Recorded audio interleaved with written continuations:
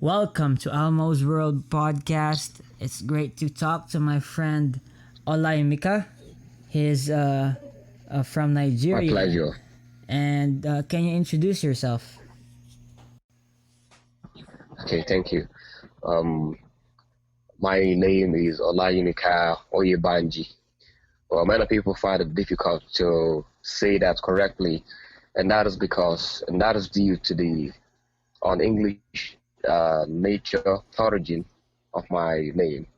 So I'm going to say it once again. So if there's someone who is listening to me right now, it is Olayimika Oyebanje.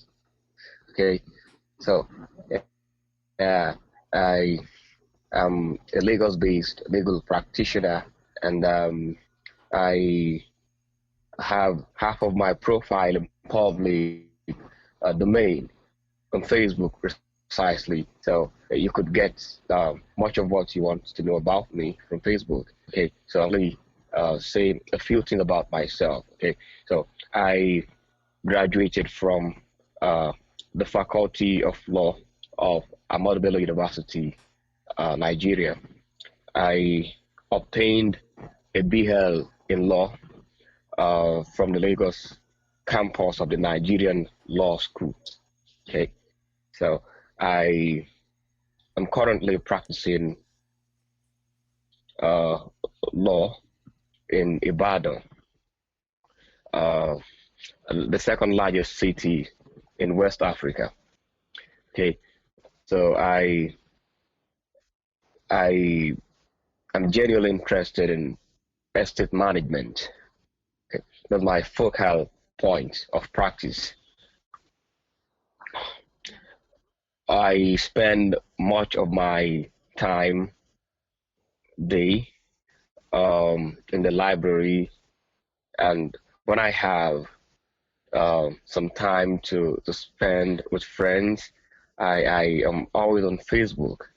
I admin a group on Facebook, the Philosophy of Truth. Okay, currently its membership is over 34,000.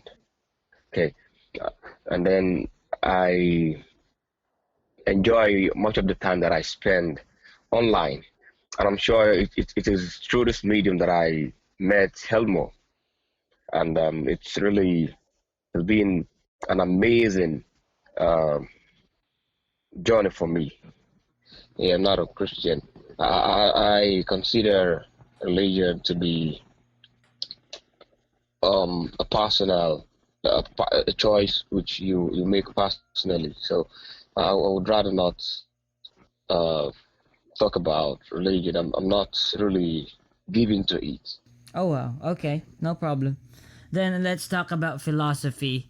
Um, but what directed you to studying philosophy, and what is the philosophy of truth? Thank you.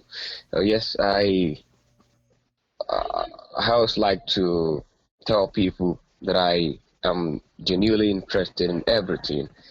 What that simply means is that I have a wide ranging mind, or my mind is wide ranging. I am an avid reader. I'm a lover of knowledge, and that explains why I fell in love with philosophy. Philosophy is the love of wisdom, and okay, um, it's it is something that you keep learning about. It has no end. It is vast. Okay, so philosophy keeps me motivated always. I enjoy reading philosophy from time to time. Okay, and of course, it's just another way of saying that I've been beaten by the philosophy bug. Yeah.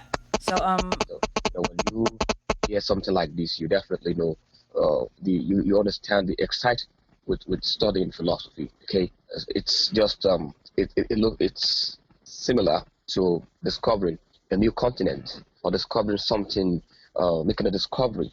It comes naturally with an excitement. So I've always enjoyed reading philosophy, and it has become an important part of me. Okay, well, I started the philosophy of truth with Charles Bork. Charles Bork is an American. I made his acquaintance on Facebook. Okay, and it was his idea that we should start a group and named it the Philosophy of Truth. Our group started as Charles Bork's platform for disseminating his philosophical ideas. He was always writing about truth. He has uh, many write-offs to his credit. So Charles Bork started his group as a platform for dissemination of his own philosophy. I joined as a member and later got promoted uh, to become an admin of that group. Okay, and now I'm now in charge after Charles Bork announced his plan to quit philosophy. So the philosophy of truth uh, is somehow misleading to so many people because it doesn't really convey a clear message. It is ambiguous. Okay, when I asked Charles Bork what his intention was, he told me that the philosophy of truth was unlike any other. Okay, you have the philosophy of light, the philosophy of this. In philosophy we have what is called the philosophy of the infrastructure of discipline. When you have the philosophy of religion, that simply means the philosophy that pertains to religion. When you have the history of philosophy, or the philosophy of history, the philosophy of science, these philosophies are philosophies of the infrastructure of disciplines. Okay, so we could simply say conclusively that philosophy of truth is the philosophy of the infrastructure of truth. Okay, so we are actually not saying anything out of the ordinary. Okay, it is what you and I or any other person can easily understand. So what we mean by philosophy of truth is not difficult to Hear me? grasp. Can you hear me? Okay, I can hear you. Yeah, and I want to ask, would you be are you inclined to dualism or pure materialism? Hello. Okay. Yeah. If I can you hear me? Hello. Mm-hmm. Okay. It's I honestly believe that we are still in pursuit of knowledge. There is no end to knowledge because we live. It's really not clear whether there is one universe or more than one. Okay, because we find ourselves in a situation where we do not. We're still discovering more and more interesting things about the universe itself. So it's easy to say then that uh, there is a world beyond ours. So I'm inclined to accept, to believe that the world beyond uh, the physical world itself, or we see with our own eyes. I would not necessarily appeal to authorities. Okay, when I by authorities I are Plato or Socrates. Okay, because when you formulate any philosophical idea that appeals to any ethical standard that tends to establish a fixed order or standard, you, if unaware, are appealing to authorities, and in that case, you are rehashing Socrates and Plato's idea, I would say philosophy. Okay, because it was they who first uh, told us about, argued in favor of an ethical standard that there has to be an absolute standard for the evaluation of morality. Okay, so and now we live in a postmodern world, and you will hear many postmodernists say that there is no such thing as uh, ethical absolutism. Okay, so now it is very much uh, the case that moralists argue or defend relativism. Okay, so it's sometimes, yeah, there have been convincing arguments that have been made in defense of ethical relativism, and you have many of them. Okay, so sometimes it is possible to say that morality is relative. Okay, depending on circumstances, varying from situations. Okay, so to a very large extent, I am absolutist in my thinking when it comes to morality. So I think there needs to be um, an ethical standard. And I'm sure Immanuel Kant was actually saying the same thing. Yeah.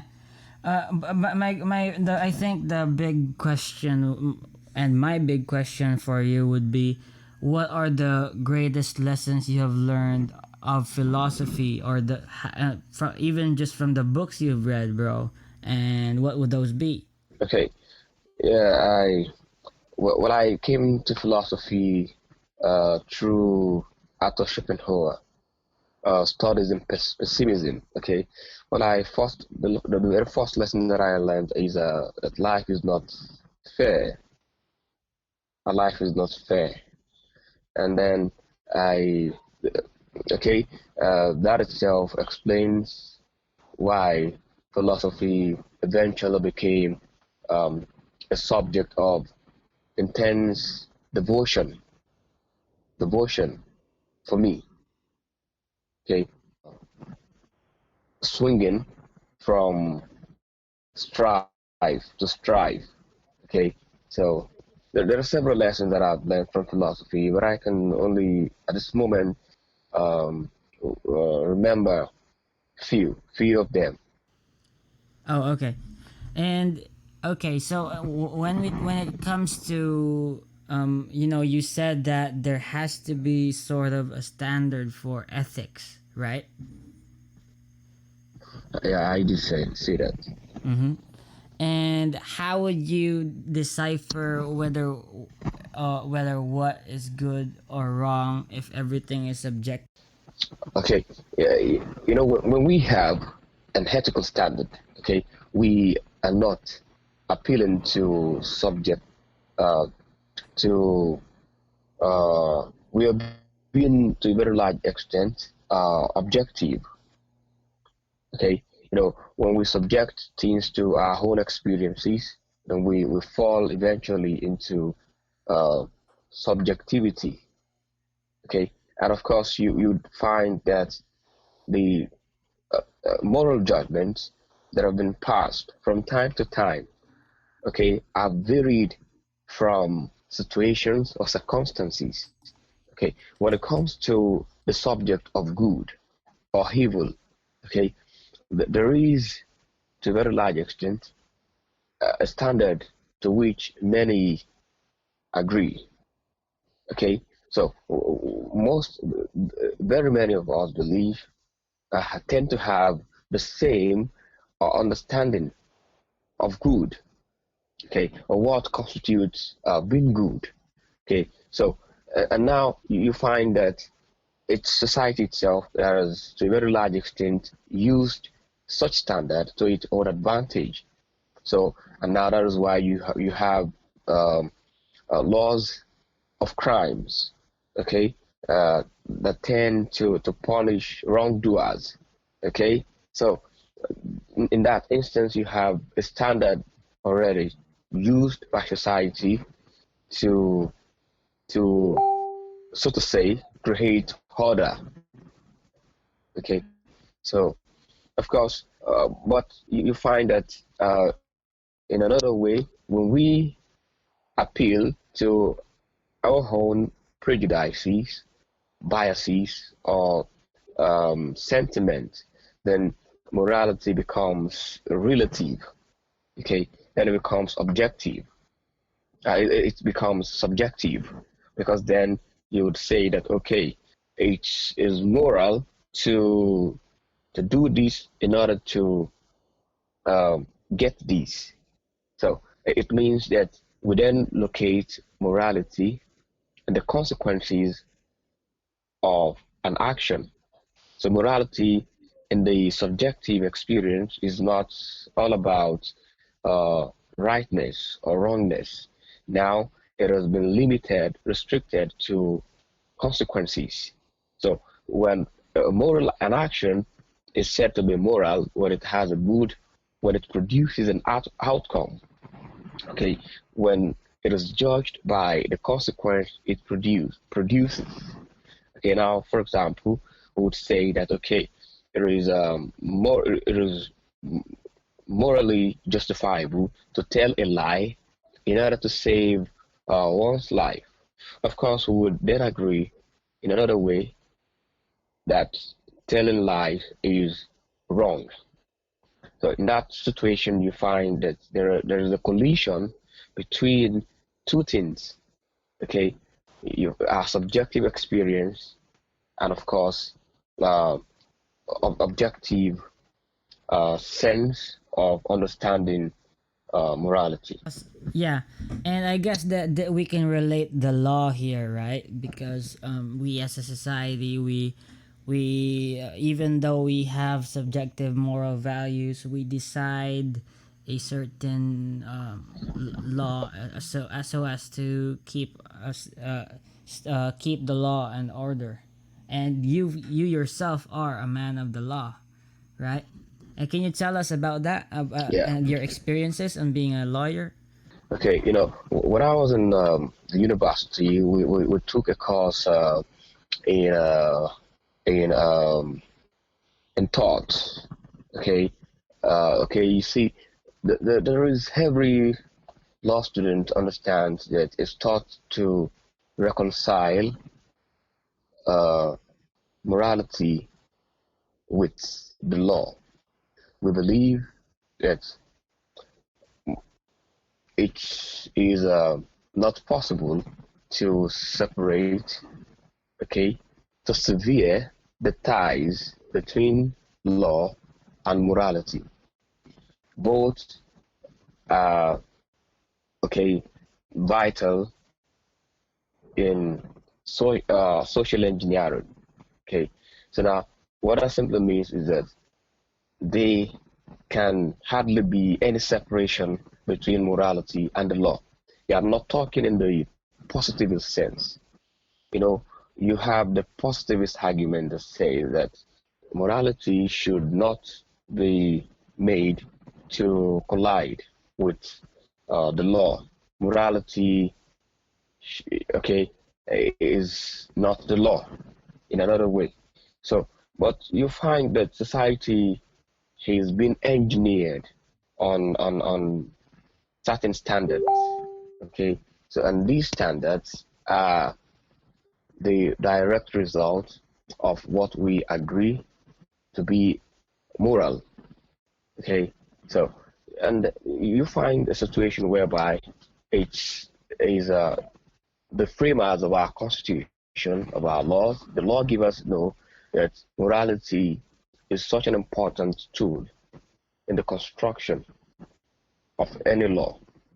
It's a sort of backbone for the law itself.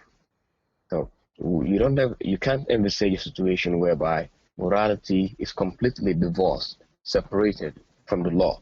So when it comes to uh, trying to, of course, society has progressed, made significant progress over time. There used to be a time when, okay, some other legislations in England morally constructed, and now you have a situation whereby now the lawmakers no longer consider morality to be the most important factor. Okay, so now you have legislations that do not consider the moral question, or the moral implication, or consequences. Okay, now it boils down to outcome. In England, before 1970, uh, it used to be that prostitution was a crime, was a criminal offense. Homosexuality was a criminal offense in England. Okay, so you find that that is not longer the case today. Okay, so then uh, it, uh, it was a crime to be homosexual partners in England in those days. So now that you have a different situation entirely, it's now considered to be an important part of the freedom to choose. Okay, okay. So now you find that there has been a shift, a significant shift. Okay, in what is the moral standard or the moral judgment used by society, which society can accommodate. Wow. Wow. Awesome. And for you, like, what would be your definition, or what your own specific standard of what is moral, other than, as you mentioned earlier, the ethics and stuff? But to you, is there something that is truly moral, or Well, I actually think when it comes to the question of determining what is moral and what is not, I tend to be moderate in my um in my analysis. I tend to maintain a middle course. And when I say middle course, I mean that I do not, I'm wary of shifting to the extreme. Okay, when you go to the extreme, it means I do not consider, I'm not open-minded about another alternative. Okay, so I do not have the inclination to accept anything as 100% relative and 100% objective. Okay, so in that case, it means that I maintain a middle course. Okay, and you find that that is such a good thing to do, because you have, when it comes to that, I tend to remind myself of the need to uh, know, to realize it. You not to take an extreme position in a discourse is amounts um, to ignorance. Okay, that's not intellectual honesty, integrity. Okay, it's not. It's far away from intellectual integrity. What I try to do is I maintain a middle course. Okay, sometimes I realize that there are circumstances that can that tend to make morality a subjective question, that makes it relative, and then there are other circumstances where morality is absolute. The morality is absolute. Okay, you could have a list of them. In a tabular form, you could have subjective morality, objective morality, and it means we're trying to draw a line of distinction between absolutism and relativism. Okay, when you make a list of um, moral questions that can be answered relatively, and then you have another list of questions that can be answered through a subjective experience. Okay, so you what you've done is to create a line of distinction between both. Okay, so we don't we have, you know of course, this is an important part of deontology. Okay, where you learn that there are duties as humans. We owe it to ourselves to discharge certain duties. Okay, without considering our own preferences. Okay, so but you'd find that there's a lot of confusion sometimes. People are really confused as to what to do in certain when they find themselves in let's say for example in a situation where they have to choose between two um, alternatives. Okay, so it's not usually easy for anyone to come to a conclusion as to what is moral and as to what is not. Okay, so for example, you have a list of examples from everyday experience. Uh, for example, when you are asked to choose, would you um, donate your kidney for example, to a neighbor or to your own blood brother? Okay, who among these two people is the seven? You are going to save someone's life, and now you're going to donate your kidney to one of these two people, your brother, and then a neighbor. Okay, you find that when you want, what ethical standard do you think is applicable here? If I could ask that question, or what do you actually think is the right thing to do? Well, I would look at it also in the utilitarian way, because probably my neighbor isn't the same genetics as me, so be Yeah, more absolutely. Yeah, beneficial. yeah. Yeah, exactly. You know, utilitarianism boils down to the consequences of uh, actions, actions that are adjudged to be moral. Okay, would you rather kill one to save five, or kill five to save one? It's a moral question that we ask every day.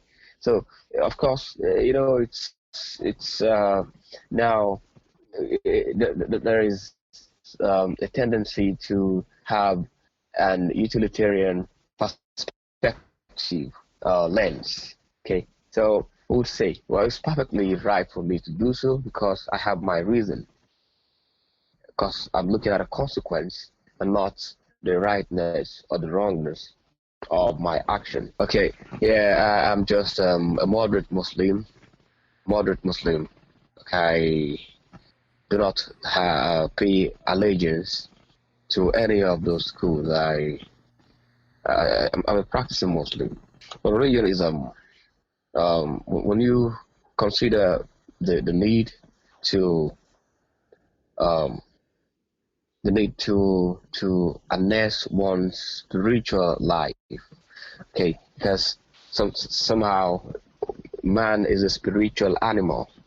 Okay, a spiritual being. Okay, because of course, I actually don't want to go into philosophy now. It's all about um, asking the question of whether we have a soul or not.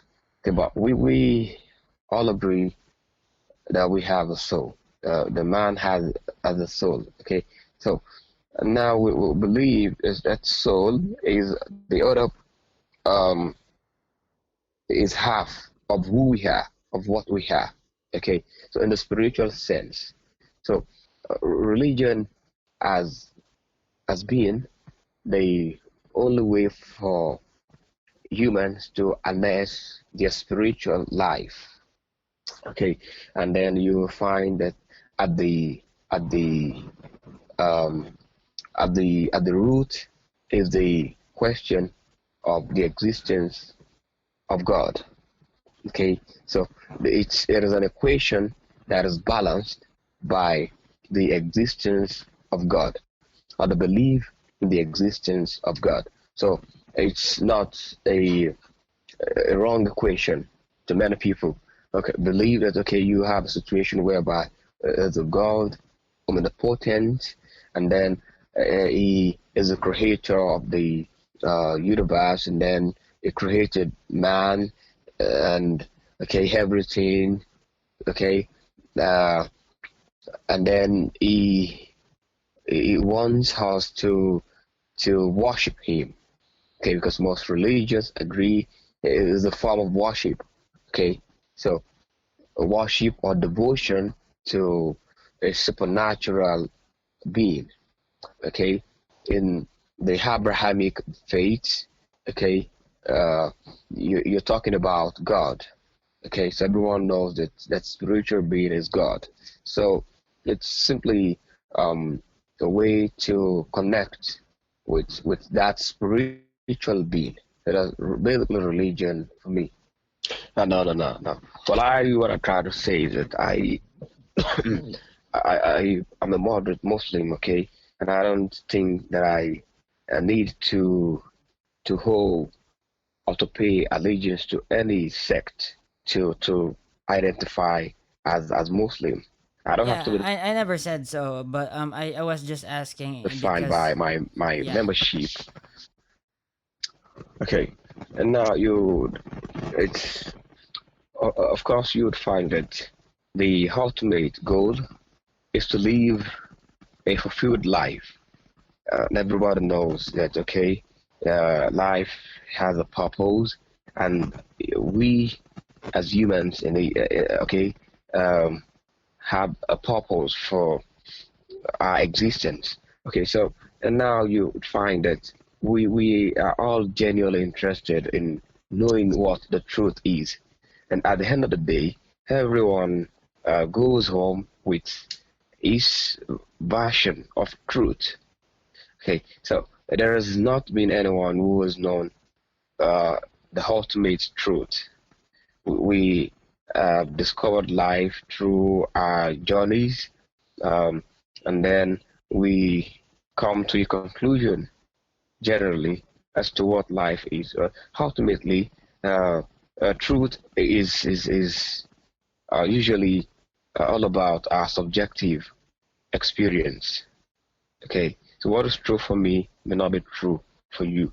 But I think that sometimes we can only discover truth through uh, action. Okay, through what we do and believe. Okay, so uh, that's basically what I think can help us to discover the truth. Because you said you admin a Facebook group and called Philosophy of Truth. What would that be exactly? What are you studying in terms of the philosophy of truth? But earlier I said that um, you that sometimes is it's really not clear what is meant by the philosophy of truth, because uh, it's the construction is tends to tell you that philosophy is an infrastructure of truth. You have what is called the philosophies of the infrastructures of discipline. For example, the philosophy of science. Okay, what it simply tells you is that philosophy as the science, as the infrastructure of science. So when you have such construction as the philosophy of truth, what it simply tells you is that philosophy as the infrastructure of truth. So now, uh, basically, we are in pursuit of truth. We uh, are not purveyors of uh, falsehood. So our ultimate goal is to spread truth. And then, like I said earlier, we come to the conclusion of what is true by way of our subjective experience. Okay, so we're actually not doing anything magical that looks like magic in that group. Okay, except that we all are members of a group where our motivation, reason for signing up is to search for truth.